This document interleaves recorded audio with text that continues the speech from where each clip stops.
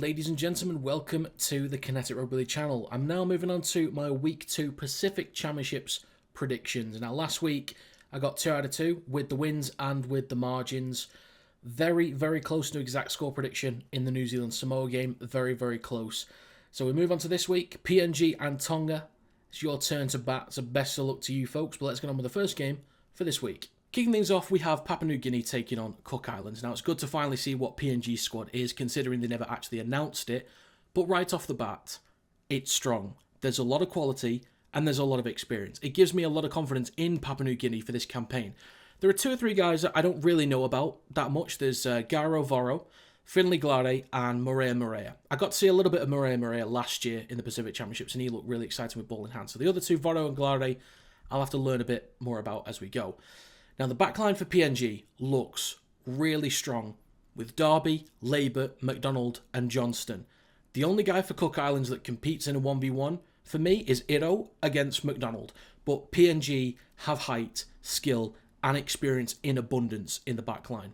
An issue that I had with Cook Islands, though, in their first game against Fiji was how many metres they allowed through the middle. And Fiji was strong up front, but PNG looked strong as well with Capinius and DeBellin in the front row.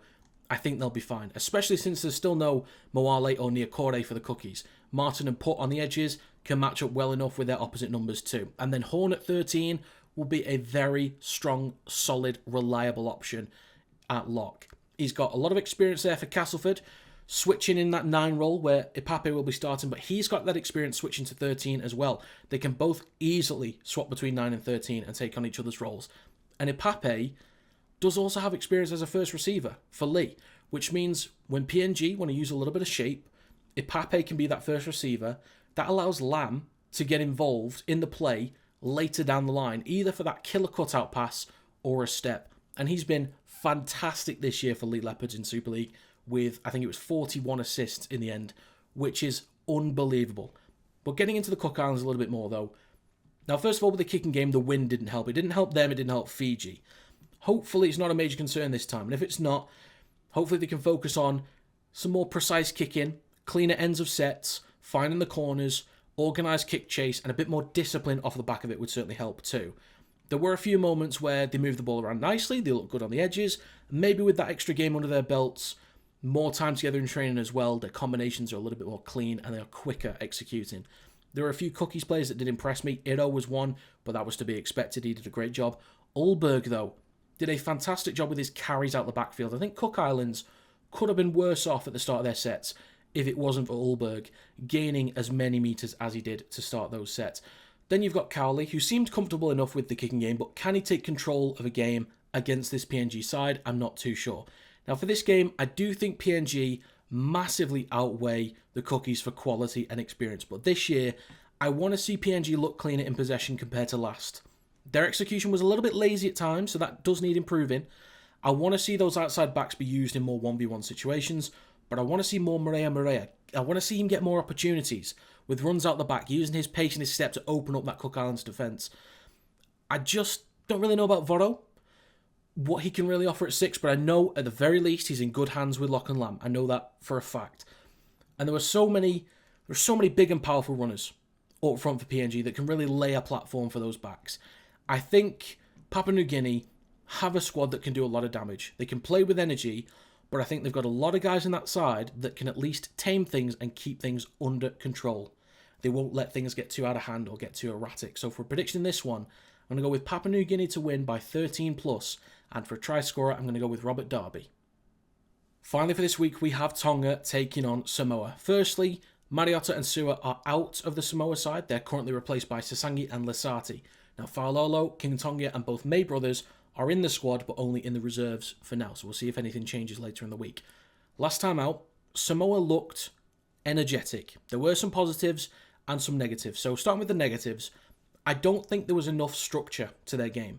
There was a lot of it, but not enough. Sometimes on the last tackle, we'd see Samoa try to throw the ball around inside the midfield. I don't mind that midway through a set. But on the last tackle, you've either got to do that inside the red zone, or you must execute to either find a try or turn the ball over as close to their try line as possible.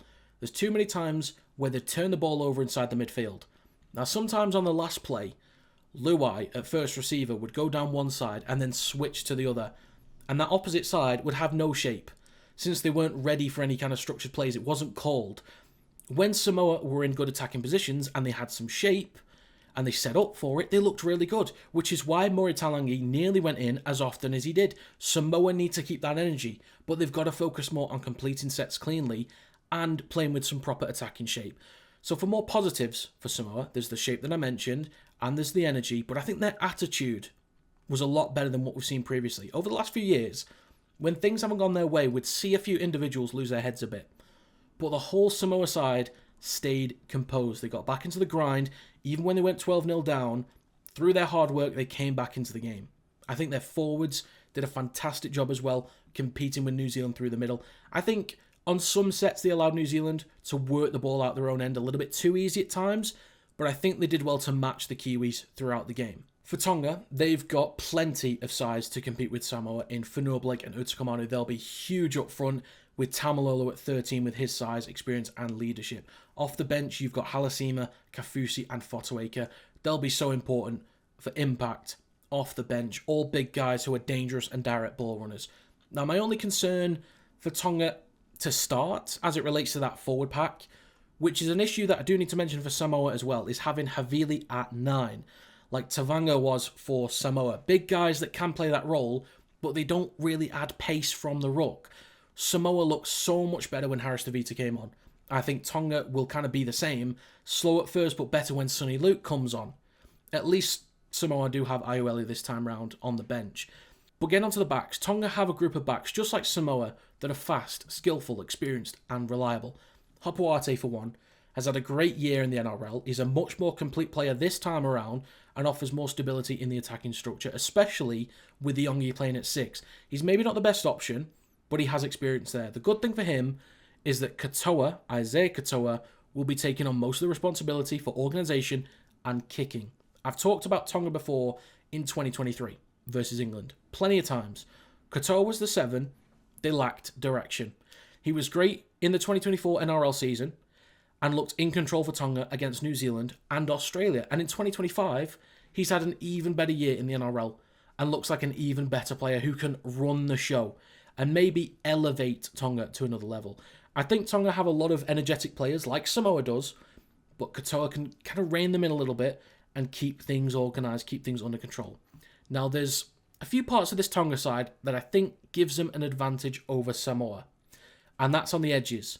With Eli Katoa, Robert Toya and Sione Katoa on the right, I think they've got 3 guys there that are all great in the air, dangerous from inside the 10, and defensively with Toya, he'll be tough to get past. I think those guys, against Toto, for example, will have an advantage in the aerial battles.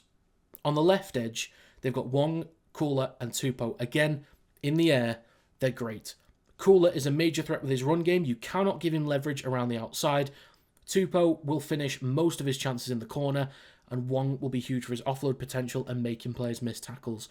I think Samoa will learn a lot from their first game against New Zealand, but I feel like Tonga has a like-for-like squad that can match Samoa. And with Isaiah Katoa, he can keep more control for Tonga over 80 minutes compared to Samoa, who might revert back to a slightly erratic style from time to time. I think Katoa keeping things under control will just be enough. So for prediction in this one, I'm going to go with Tonga to win by 1 to 12 points. And for try scorer, I'm going to go with Daniel Tupou. So there you have my Pacific Championships Week 2 predictions. If you guys have your own, please do let me know in the comments section down below. As always, if you enjoyed, feel free to leave a like. It does help to get the video out there to more people. Subscribe to the channel to stay up to date with more Kinetic Rugby League content. And if you'd like to become a member, you can do by clicking the link in the description down below. But that's going to be it. Thank you very much for watching, and I will see you next time.